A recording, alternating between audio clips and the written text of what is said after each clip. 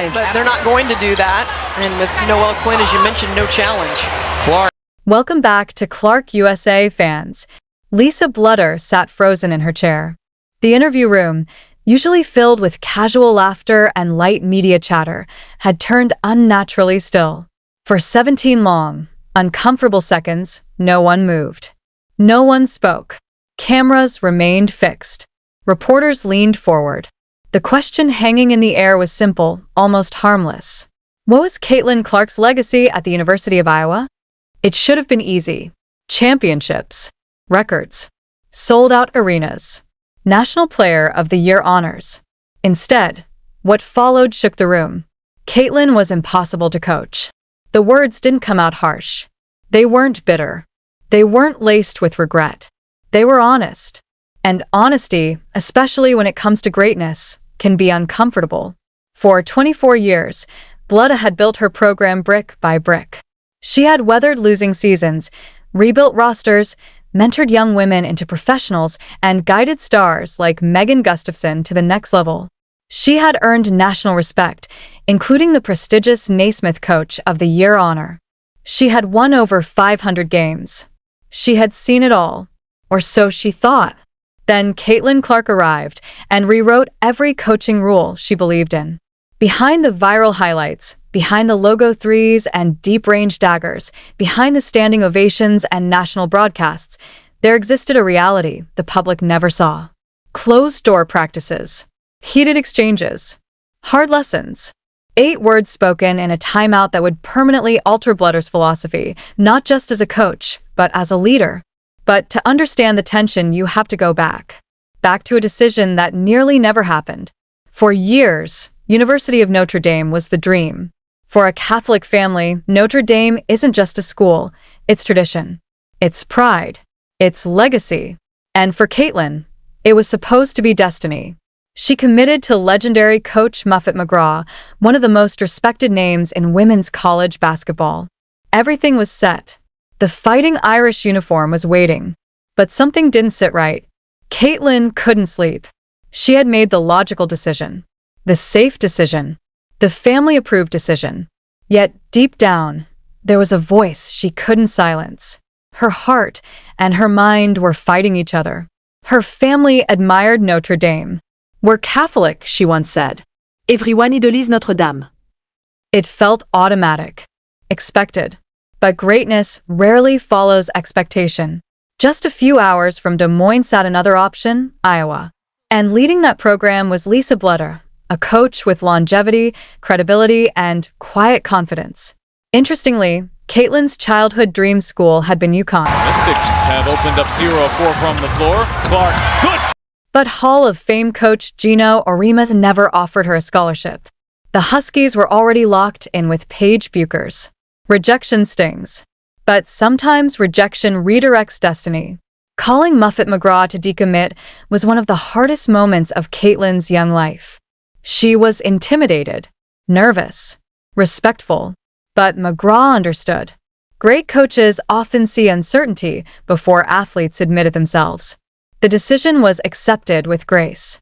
Then came the call that changed everything. Bluder remembers every detail. The restaurant, the table, The chair. the lighting. She and her husband were out for dinner when her phone rang. It was Caitlin. Bluder stepped outside to take the call. "Coach, is there still a spot? Do you still want me at Iowa?" Without hesitation. Absolutely. Bluder tried to stay composed. Professional. Calm. But inside, excitement flooded her. When she returned to the table, she ordered champagne. It felt like a victory. What she didn't realize was that this decision would become the most challenging chapter of her 40-year coaching career. Caitlin arrived from Dowling Catholic High School as the 4th-ranked prospect in the nation. She had been named Gatorade Player of the Year. In high school, she was the system. The offense ran through her. The spotlight belonged to her. College was different. At Iowa, talent was shared. Roles were structured. Systems mattered. Trust mattered. From the first summer practice, Bluder saw something extraordinary. Caitlin's range was unlimited. Her court vision was rare. Her confidence bordered on fearless. At a golf fundraiser, Bluder told Caitlin's father, Brent Clark, "She's doing incredibly well." But raw brilliance doesn't automatically translate to team success. There was a similarity, something reminiscent of Michael Jordan and her competitive fire. The refusal to accept mediocrity. The visible frustration when teammates didn't meet her standard. The internal belief that she could and should control everything. And that's where the Real story begins. Practice sessions grew intense. Managers often served as referees during scrimmages. They weren't professionals. They missed calls. They made mistakes. And Caitlin did not tolerate mistakes well. One afternoon, during a scrimmage against the Blue Squad, a questionable foul was called against her. It wasn't a big moment. No cameras. No crowd. But it exploded. Ionescu did last year. And you got Team USA against Team All-Star. Caitlin argued the call. Not casually. Passionately. Her voice rose. Her frustration was visible. Teammates froze. Managers looked overwhelmed. Bluder watched carefully. Here was the dilemma. Suppress the fire or shape it. Most coaching manuals would say discipline it. Rein it in. Teach humility first. Bluder chose a different path. Instead of silencing Caitlin's competitiveness, she leaned into it, but with boundaries. She had private conversations. She challenged her. She asked hard questions. Do you trust your teammates? Silence. Do they trust you? Harder silence. Greatness isn't just scoring 30 points. It's elevating everyone else. That lesson didn't come overnight. Freshman year, Caitlin dazzled offensively. She scored in bunches, broke records, made national headlines. But Iowa wasn't yet a machine. There were moments of isolation. Moments where frustration seeped through. Behind closed doors, timeouts became intense. Then came the 8 words. During one heated game, after a defensive breakdown and a rushed possession, Bluder called timeout. She diagrammed the next play, emphasized ball movement, reinforced trust. Caitlin looked at her and said quietly but firmly, "Coach, just let me go in this." 8 words. Not arrogant, not dismissive, just raw belief. Bluder could have shut it down, could have insisted on structure. Instead, she paused. In that moment, she realized something critical. Some players aren't meant to fit the system. The system must stretch to fit them. That realization changed everything. Over the next 4 years, Iowa's offense evolved. It expanded. It empowered. Sets were designed around Caitlin's range. Transition opportunities increased. Freedom grew. But freedom came with responsibility. Bluder demanded growth in leadership, emotional maturity, defensive effort, communication. Caitlin was challenged constantly, not about scoring, but about impact. Sophomore year brought deeper tournament runs. Junior year brought national superstardom. Arenas across the country sold out just to watch warm-ups. Television ratings soared. Young girls lined up hours before tip-off. By senior year, Iowa wasn't just a team. It was a movement. Caitlin broke scoring records, drew comparisons, elevated the entire sport. But behind every logo, 3 was a practice argument. Behind every highlight was a hard conversation. Bluder later admitted that coaching Caitlin forced her to unlearn comfort. She had to question her rigidity, reevaluate control, embrace chaos at times. Impossible to coach didn't mean uncoachable. It meant uncontainable. There's a difference. Impossible to coach within traditional limits. Impossible to shrink. Impossible to silence. And that's what greatness often looks like before it's polished. In private, Caitlin grew. She learned to celebrate teammates' successes as loudly as her own. She learned that leadership isn't about demanding, it's about inspiring. She began pulling teammates aside during games instead of publicly showing frustration. She matured. Bluder evolved too. She stopped fearing mistakes in practice. She allowed arguments to breathe. She trusted that friction could produce fire instead of fracture.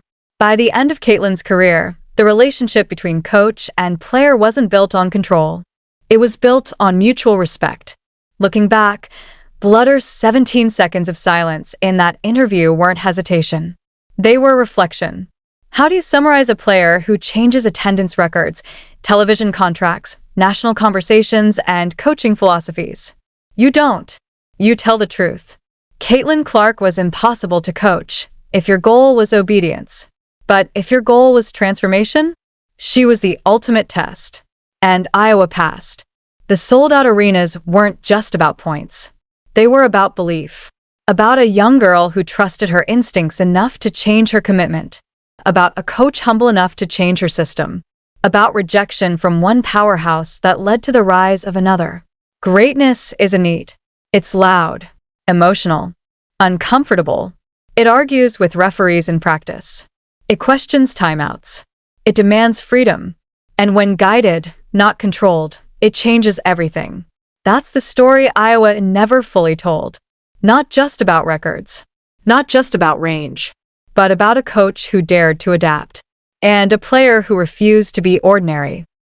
Is beating Indiana, and that's exactly what the feed. The tension didn't explode overnight. It built slowly, drill after drill, scrimmage after scrimmage, until one afternoon the beef, with the blue squad, finally boiled over. Practice inside the University of Iowa gym was never casual when Caitlin Clark stepped onto the floor. Managers acted as referees, teammates rotated between scout squads, and every possession felt like March basketball. That day, a call went against her, a questionable one. Caitlin argued it. The blue squad chirped back. Voices got louder. Competitive fire turned into confrontation. From the sideline, Lisa Bluder watched carefully. She understood something most people didn't. This wasn't disrespect. This wasn't ego spiraling out of control. This was combustion, the kind that happens when talent and obsession collide. Still, practice had to move forward. Out. Right now. Bludden kicked her star player out of practice. No hesitation. No special treatment. Years later, on the Fresh Talk podcast with Jada Jayamfi, Caitlin laughed while retelling the moment. Kate Martin and Gabby Marshall were sitting there too, smiling as the memory resurfaced. Coach Bluder kicked me out, Caitlin admitted almost proudly. When asked why, she shrugged. I would beef with the blue squad. It was never permanent. She'd cool off, reset, and return the next drill sharper than before. Bluder knew exactly what she was managing. Passion, not rebellion. Fire, not disrespect. And she refused to crush it. Teammates like Kate Martin and Gabby Marshall said it best. Caitlin just hated losing. It didn't matter if it was a scrimmage, a shooting drill, or even practice free throws. She wanted to win everything. But passion without composure is dangerous at the elite level. Sometimes in practice, visiting officials were hesitant to give her a technical foul. She was the star, the All-American, the face of the program. There's an unspoken pressure when officiating someone like that, especially in practice. So Bluder did something almost unheard of. She gave Caitlin technical fouls herself. From the bench. Yes, the head coach calling a technical on her own superstar during practice. Before the Sweet 16 in March 2024, reporters asked Bluder about Caitlin's competitive nature. Bluder didn't sugarcoat it. I've given her technical fouls in practice, she admitted. The same emotion she plays with in games. The passion, the highs, the lows, it's the same in practice. If officials hesitated, Bluder stepped in. If they won't do it, she said, I will. When reporters later asked Caitlin about it, she smiled. That hasn't happened in a while, she said, half grinning. Teammates laughed because they knew it used to happen a lot. This wasn't punishment. It was preparation. Bluder understood something critical. Referees in the NCAA tournament wouldn't care about reputation. In the 2023 NCAA championship game against LSU, Caitlin received a real technical foul after a delay of game situation where she didn't immediately hand the ball to the official. It was a momentum-shifting moment. She later picked up her fourth foul and had to sit at a crucial stretch of the game. Bluder was frustrated, but not surprised. Practice technicals were meant to prevent moments like that. They were lessons disguised as whistles. The stubbornness extended beyond the court. Bluder openly admitted in interviews that sometimes both she and Caitlin were stubborn. It gets tricky, she said. Two strong personalities. Two high basketball IQs. Two competitors who believed in their vision. The transition from high school to college had amplified everything. At Dowling Catholic High School, Caitlin was the entire system. Every big shot, every possession, every responsibility. She was a one-woman show. In college, she had teammates like Monica Chinano dominating inside, Kate Martin stretching the floor, Gabby Marshall shooting from deep, McKenna Warnock contributing in multiple ways. This wasn't high school anymore. But Caitlin's instinct was wired one way. I'll do it. That mindset drew comparisons to Michael Jordan. Elite competitors often struggle early with trust. They see the game faster than others. They demand excellence from themselves and expect the same from everyone else. Bluder knew this pattern. So she pulled out a book, Sacred Hoops by Phil Jackson. It wasn't random. Phil Jackson had once faced the same challenge with Michael Jordan, a generational scorer who had to evolve into a team leader before championships followed. Bluder highlighted passages and handed them to Caitlin. Jordan, too, had doubted teammates early in his career. He believed no one worked as hard as he did. Hits a three! He believed he had to carry everything. Eventually, he learned that greatness multiplies when trust replaces control. Caitlin was stubborn, but she was teachable. That's what made the difference. Bluder often said the key was balance. On one side, genius. On the other, intensity bordering on volatility. Managing both required emotional intelligence, not authority alone. Caitlin's competitiveness dated back to childhood. She admitted she wanted to win at everything: board games, card games, backyard contests. She once got kicked out of a PE class for being too competitive. Growing up with brothers and playing on boys' teams until 6th grade hardened her edge even more. But in college, that edge had to be refined. Bluder began weekly leadership meetings. She showed Caitlin game film, not just of scoring plays, but of body language. Moments on the bench. Reactions after missed shots by teammates. What message is this sending? She'd ask. Caitlin started to see it. Leadership isn't just about buckets. It's about posture, energy, Trust. Then came the bigger challenge, team dynamics. When one star shines that bright, national media attention, nil deals, sold-out arenas, millions of followers, what happens inside the locker room? Bluder refused to ignore it. If you ignore it, she said in an interview, you're going to get yourself in trouble. Jealousy can fracture even the most talented teams. So Bluder addressed it directly. When Caitlin's light shines, she told the team, it shines on all of us. Instead of allowing resentment, she reframed the spotlight as shared opportunity. Exposure for one meant exposure for all. Iowa basketball was suddenly on national television regularly. Attendance soared. Teammates gained recognition they might never have had otherwise. Kate Martin, Gabby Marshall, Monica Chinano. They bought in. Bluder also introduced Circle Time, intentional conversations where players and coaches opened up beyond basketball. Vulnerability replaced assumptions. Communication strengthened chemistry. Meanwhile, Caitlin carried an invisible burden: perfectionism. Before tournament games, Bluder noticed her watching film obsessively. The same possessions on repeat. She sometimes slept only a few hours across multiple nights, searching for solutions, preparing for every defensive scheme imaginable.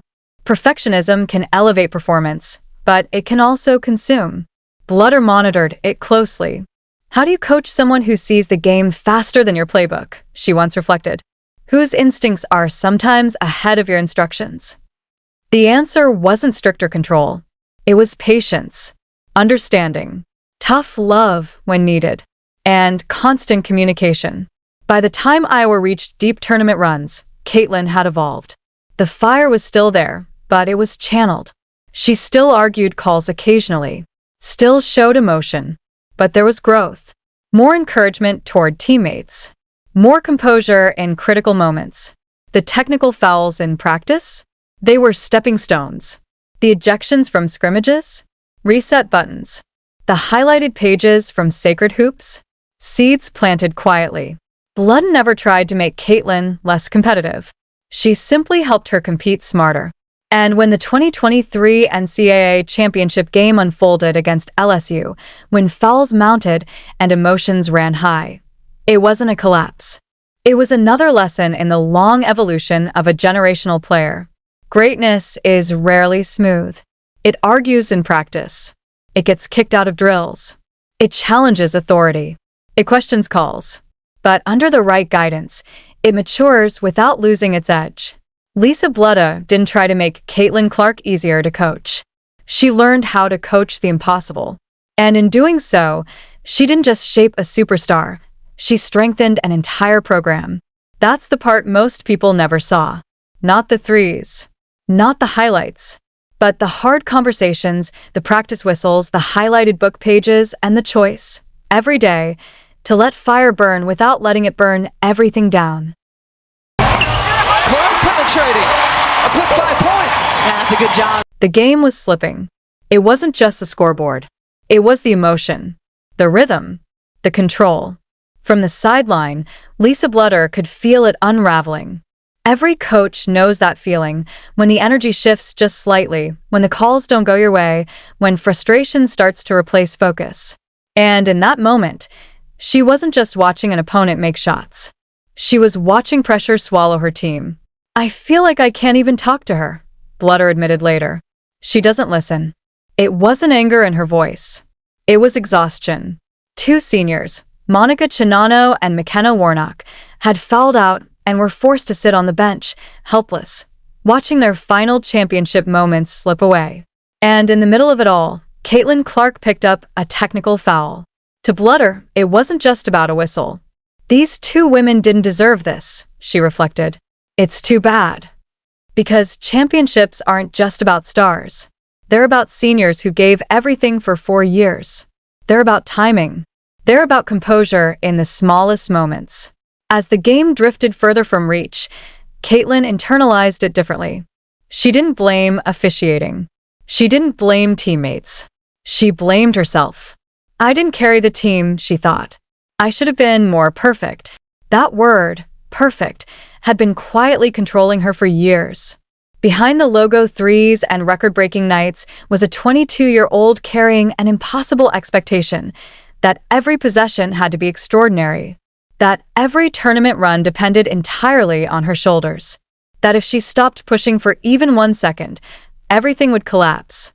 Bluder saw it, and she knew it wasn't sustainable. So she did something radical, something that went against decades of coaching instinct. She gave her permission to fail. "Caitlin," she told her, "I'm permitting you to fail. Not just in practice. In games, too. You need to be average sometimes. What you're doing to yourself isn't sustainable." The reaction wasn't relief. It was fear. "Coach, you don't understand," Caitlin replied.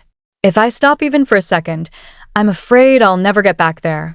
That space where everything makes sense, that's my home. Without it, I'm just a girl who shoots basketballs." It wasn't arrogance. It was vulnerability. She wasn't afraid of losing to opponents. She was afraid of losing herself. Bluder responded softly. "Your home isn't there. Your home is here. With us." Legends don't live in the extraordinary. They visit it and come back with souvenirs. That conversation changed everything. Because up until that point, Caitlin's identity had fused completely with performance. If she scored 40, she felt worthy. If she struggled, she questioned her value.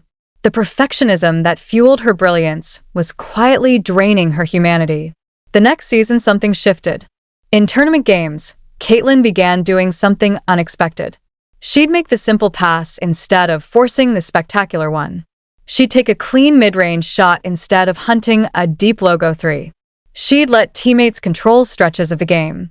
And paradoxically, the less she chased perfection, the more dominant she became. Against powerhouse South Carolina Gamecocks, widely considered the best defense in the country, Iowa put up 77 points. Bluder barely called structure plays. Instead, she repeated 3 words: read it, feel it, trust it. Before that tournament run, Caitlin had called Bluder with something she'd been tracking. "Coach, I've been keeping count. In the last 17 games, whenever you've called a timeout and said nothing, just looked at me, in the next 3 minutes, we've outscored opponents 47-19. It wasn't coincidence. It was freedom. Give her just an inch. She just needs to find a way to get a little bit of space. The less control Bluder imposed, the more Caitlin flourished. That was the paradox. The less coaching, the more dominance. The less structure, the sharper the instinct.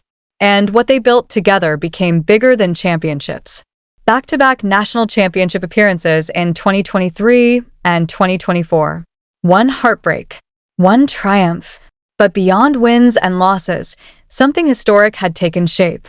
Caitlin finished her college career with 3,951 points, the most in NCAA history, surpassing even Pete Maravich. Men's or women's. Arenas sold out nationwide. Television ratings shattered expectations. Women's basketball wasn't just growing, it was exploding. But when people asked Bluder what mattered most, she rarely mentioned the stats. She didn't need to be taught basketball, Bluder said. She needed to be reminded she's still a human being playing it. That's the part people miss. Coaching isn't always about drawing plays. Sometimes it's about standing still and reminding someone that their worth isn't tied to their box score. In May 2024, after 24 years at Iowa, Lisa Bluder announced her retirement. A 528-254 record. 18 NCAA tournament appearances. The winningest coach in Big Ten women's basketball history. Nearly 900 career wins across 4 decades. Caitlin wrote a heartfelt message. Simply no one better at building a team. Thank you for believing in me more than anyone. Enjoy retirement, coach. Very much deserved. Assistant coach Jan Jensen, who had been alongside Bluder for over 2 decades, stepped into the head coaching role. Continuity remained. The culture stayed intact. But the chapter between Bluder and Caitlin had closed, at least on the court. In November 2024, the two reunited at Carver Hawkeye Arena. A photo captured them side by side, coach and player, architect and masterpiece. In February 2025, Caitlin's number 22 jersey was retired. As it rose into the rafters, Bluder stood in the arena with tears in her eyes. It wasn't just fabric. It was memory. It was conflict and growth. Technical fouls and timeouts. Highlighted pages of sacred hoops.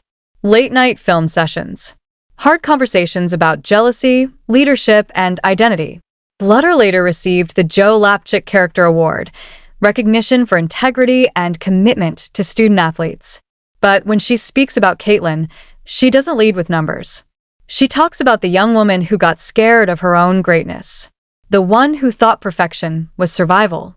The one who needed someone to say, "You're allowed to be human." Meanwhile, Caitlin transitioned to the WNBA with the Indiana Fever, earning Rookie of the Year honors and helping lead the franchise back to the playoffs for the first time since 2016. The spotlight followed her. The expectations grew. And yet, she still calls Bluder, because the coach-player relationship doesn't end. It evolves. Sometimes Bluder sits and thinks back to that dinner years ago, the phone call from a confused recruit asking, "Is there still a spot for me?" What if that call never came? What if she'd gone to Notre Dame? What if champagne had never been ordered? What if she'd tried to control Caitlin instead of trusting her? History would look different. Iowa might not have become the epicenter of a women's basketball revolution. Attendance records might still be intact. A generation of young girls might not have believed range could stretch that far. But it did happen, because a coach did something bigger than coaching. She gave permission. Permission to fail. Permission to breathe. Permission to be human. Impossible players exist. They're not impossible because they lack discipline. They're impossible because they require something no textbook teaches: grace. They need someone strong enough to challenge them, wise enough to release them, and steady enough to catch them when they fall. Lisa Bluder didn't just coach Caitlin Clark. She walked with her through the weight of greatness. And in the process, both of them changed women's basketball forever. Impossible. Unforgettable. Forever.